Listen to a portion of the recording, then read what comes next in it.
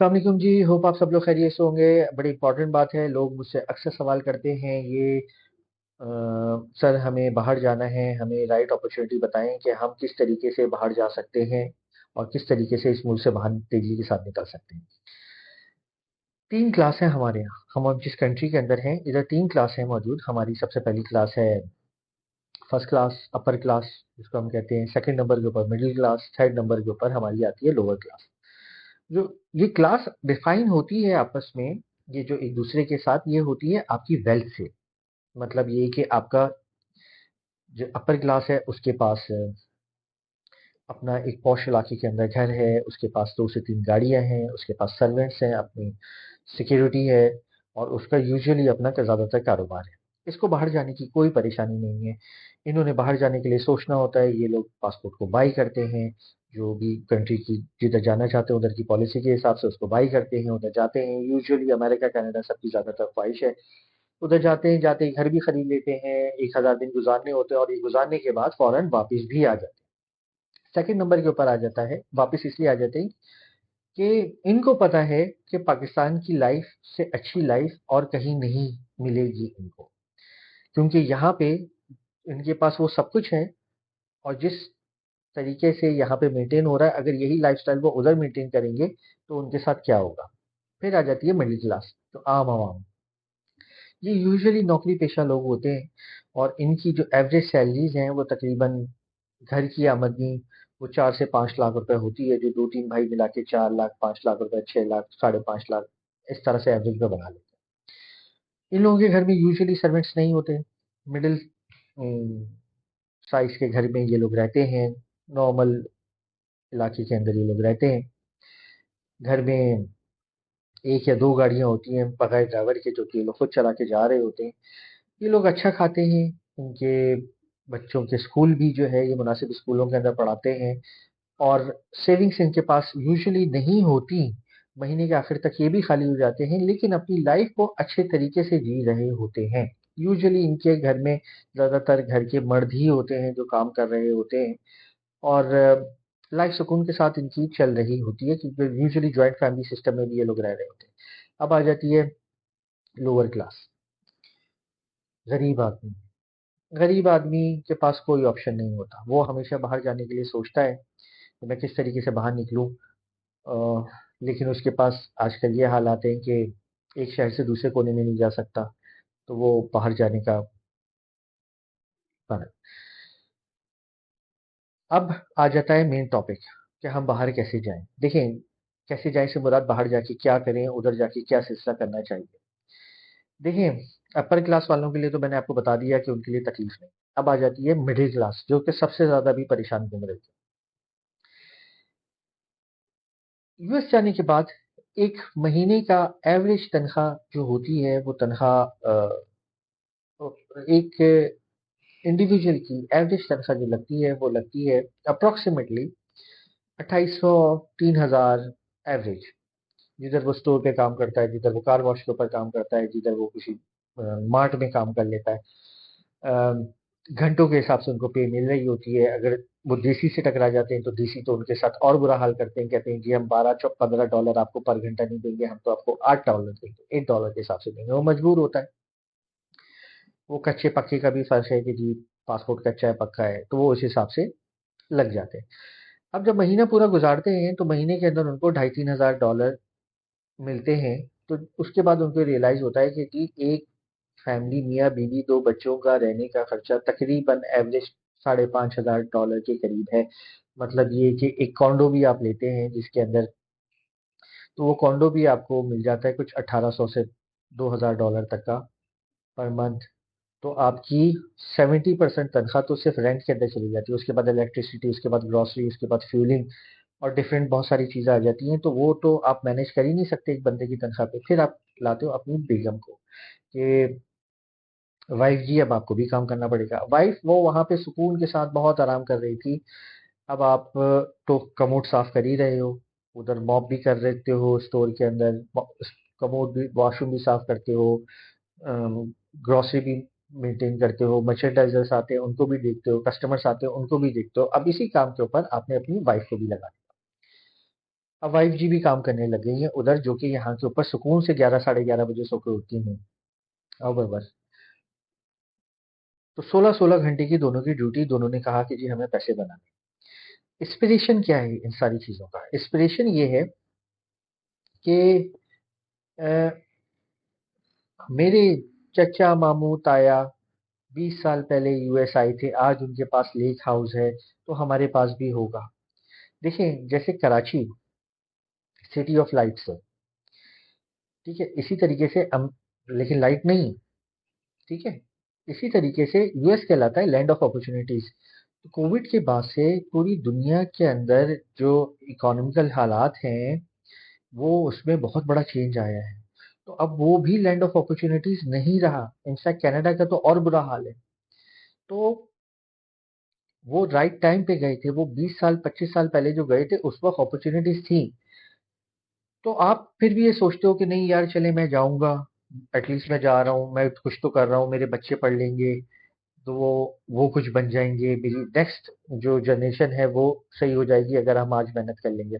बच्चे पढ़ लेंगे, लेकिन कहाँ पढ़ेंगे? यूएस में गवर्नमेंट स्कूल के अंदर, जिसको आप सोच के जा रहे हैं कि वो तो फ्री है, फॉरेन एडमिशन मिल जाता है वहाँ पे, आपके कच्चा पक्का कुछ नहीं देखते, वो बस आप उनको बोले एडमिशन मिल जाए। लेकिन वो जो गवर्नमेंट स्कूल्स के हाल हैं, वो मेरे भाइयों को इतने अच्छे नहीं है।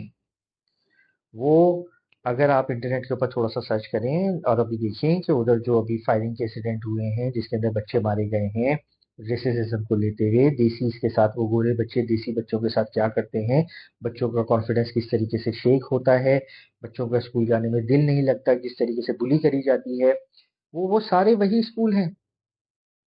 इधर इज्जत से स्कूल के अंदर बच्चे जा रहे हैं, टाइम पे इनकी फीस जमा हो रही है, लेकिन नहीं, अपने बच्चों को आपने उधर के अमेरिका के गवर्नमेंट स्कूल में डालना है, ठीक है?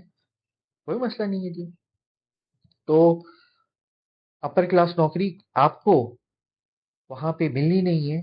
उसकी रीजन ये है कि आप तो सिंपल एमबीए हैं, जो कि पाकिस्तान से आपने एमबीए किया था या एमकॉम किया था। तो एमबीए एमकॉम वालों तो उधर की कोई हैसियत नहीं है। उधर वालों को तो चाहिए एक चार्टर्ड अकाउंटेंट, उधर वालों को तो चाहिए सीएफए, उनको तो चाहिए इंजीनियर्स, उनको तो चाहिए कोई ऐसे स्पेशल स्किल पर्सन जो कि थोड़ा बहुत कुछ काम कर सके। तो हाँ, जो एमबीए जितने भी हैं, विद ड्यू रिस्पेक्ट, देसी एमबीए उनके लिए तो यही काम बचते हैं ना, ये घंटों वाली जॉब्स। फिर आ जाती है आपकी, जब आप घर से निकले थे तो अपनी फैमिली को बोल के गए थे, अम्मी मैं जा रहा हूँ, मैं हर महीने 3 लाख रुपए आपको भेजूंगा। पहले आप 1.5 लाख रुपए अम्मी के हाथ में हर महीने रखते थे, अब आपने वादा करके आए हैं कि मैं 3 लाख रुपए भेजूंगा। अब आपके पास तो, जब बेगम भी कमा रही है, आप भी कमा रहे हो, $6,000 कमाते हैं, 5.5 से $6,000 खर्चा हो जाता है, तो आपके पास तो अब वो भी नहीं है कि आप अम्मी को भेज सको। तो ये सिलसिला भी, प्रोग्राम जिसे कहते हैं ना, ये बढ़ गया। तो ये समझ लें कि ये बढ़ गया। तो अपनी लाइफ को, ये मिडिल क्लास वाले खास तौर के ऊपर जो अपनी लगे हुए हैं, देखिए, और उधर ये कोई उम्मीद नहीं है कि कल अच्छा होगा। उम्मीद नहीं है कि आपको पासपोर्ट उधर बहुत जल्दी मिल जाएगा। उधर लॉयर भी आपके केसेस के 8-8 10-10 हजार डॉलर चार्ज करते हैं आपके केस के लिए। वो यस, इंस्टॉलमेंट वाइज वो लोग पेमेंट लेते हैं, लेकिन वो भी साल के अच्छे खासे पैसे बनते हैं। तो वो भी लॉयर को देने के लिए भी 2 बंदे काम कर रहे होंगे, तो आपके पास इतनी साइड पैसे बचेंगे नहीं। इंस्पिरेशन है दूसरों को देख के, मेरे पास गाड़ी अच्छी होगी उधर, कोई मसला नहीं है, गाड़ी अच्छी आ जाती है, गाड़ियाँ उधर बहुत सस्ती हैं। उधर के मार्कअप रेट्स बैंकों के बहुत कम हैं, उधर गाड़ी अच्छी मिल जाती है। देखिए, जब मेरे पास, मैं यहाँ पे होंडा सिविक ले रहा था, तो I was very excited, I was very excited कि मैं यूट्यूब के ऊपर खोल के देख रहा हूँ। लेकिन जब वो गाड़ी आ गई, मैंने थोड़े दिन के बाद चला ली, मैंने रियलाइज यार, ओके, ठीक है। मैं भी जब यूएस गया, तो मेरे पास भी बड़ी एक्सपेंसिव कार्स के अंदर मैं बैठा, लेकिन जब मैं दूसरी तीसरी दफा उन गाड़ियों के अंदर बैठने लगा, तो ठीक था। यानी कि मेरे जहन से निकल गया कि मैं इस गाड़ी के अंदर बैठा हूँ, वो बस। तो ये जो हमारे दिमागों में ना, अच्छी गाड़ी, एक ये कि बड़ा घर, और बड़ी सारी चीज़ें, ये सब अभी वो वक़्त नहीं है जाने का। वो वक़्त चाचा, मामू, ताया जिस वक़्त पे गए थे, वो अलग था। अभी का जो वक़्त है, वो अपने आप को समेटने का वक़्त है। अभी जो सिलसिला चल रहा है, वो चलता रहे। एक यहाँ पे आप एक अच्छी मल्टीनेशनल कंपनी के अंदर, एक बड़ी कंपनी के अंदर काम कर रहे हैं, एक सफिशिएंट तनख्वाह है, और जाके अपने आप को, अपनी बीवी बच्चों को उधर सी क्लास कैटेगरी की नौकरियों के ऊपर लगा के अपने आप को सरवाइव करने की जरूरत नहीं है। सही पर ही रहें। देखिए हालात किस तरफ जाते हैं। तरक्की के हालात भी मुनासिब नहीं है। इंडिया के अंदर भी बहुत सारी प्रॉब्लम्स हैं। बांग्लादेश के अंदर भी यही सारा चक्कर है। तो सब एक दूसरे को, मुल्क को छोड़ के भागने की जरूरत नहीं है। अब बात आ जाती है लास्टली लोअर क्लास वाले। लोअर क्लास वाले भाई जहां जाना चाहें जाए। उनको अगर अपॉर्चुनिटी मिलती है तो वो जिधर जाने चाहे जाएं। वो अभी भी छत के ऊपर सोते हैं। घर है, देखें, पॉश एरिया के अंदर 2000 गज का घर है, उधर दो आदमी रहते हैं। जो छोटे इलाके हैं, 100 गज के घर हैं, उधर 8 8 लोग रहते हैं। तो एक बेडरूम के अंदर 3 3 लोग सो रहे हैं। लोग छतों के ऊपर भी सो रहे हैं। तो उनको कहीं पे भी सुला दो, वो सो जाएंगे। उनसे जो भी काम कराना चाहो करा लेंगे। वो कहेंगे कि यार हम तो गधा मजदूरी करने आए हैं, हमसे जो कराना है करा लो। और शायद ये जो मिडिल क्लास वालों से ये जो लोअर क्लास वालों का स्टेमिना ज्यादा भी हो बर्दाश्त करने का और काम करने का भी। ये जो मिडिल क्लास वाले हैं ना, जो यहाँ पे एक अच्छी सी लाइफ गुजार रहे हैं, ये जो कि आप घर से निकलते हैं बेगम आपको बाय बाय करती है, ये उधर नहीं है सिलसिला। तो प्लीज जिधर हैं उधर रहें। देखें कि आगे वक्त किस तरफ जा रहा है, किस तरफ बढ़ रहा है। ये सभी आप अपने बच्चों को भेज सकते हैं, एजुकेशन के ऊपर भेज सकते हैं। वो वहां पे जाएं, पढ़ें। अगर वो इतने मेच्योर हैं कि जा सकते हैं, आप उनकी फीस सपोर्ट कर सकते हैं, आप उनको भेजें, जाएं, रहें, उधर नौकरी करें। आपको बुलाएं, वो बात अलग है। लेकिन आप ये जो सोच रहे हैं ना कि आज मैं उठूं और पूरा वो नहीं, वो फिल्मों में दिखाते हैं डंडा पीछे लगा हुआ है और एक पीछे पोटला लगा हुआ है, और वो ट्रेन स्टेशन से आदमी उतर के नए शहर में आ गया। तो वो वाला अगर आप माइंड सेट में है कि मैं ये लेके डंडा लेके अमेरिका कनाडा पूरी पिटालियों को लेके पहुंच जाऊं, तो कोई रिश्तेदार, कोई दोस्त काम नहीं आएगा। तो बी रिलैक्स। वो कहते हैं ना, अ, ख्वाहिशें इतनी कि हर ख्वाहिश पे दम निकले। तो ये ख्वाहिशों को अभी थोड़ा सा कंट्रोल करने का टाइम। Thank you.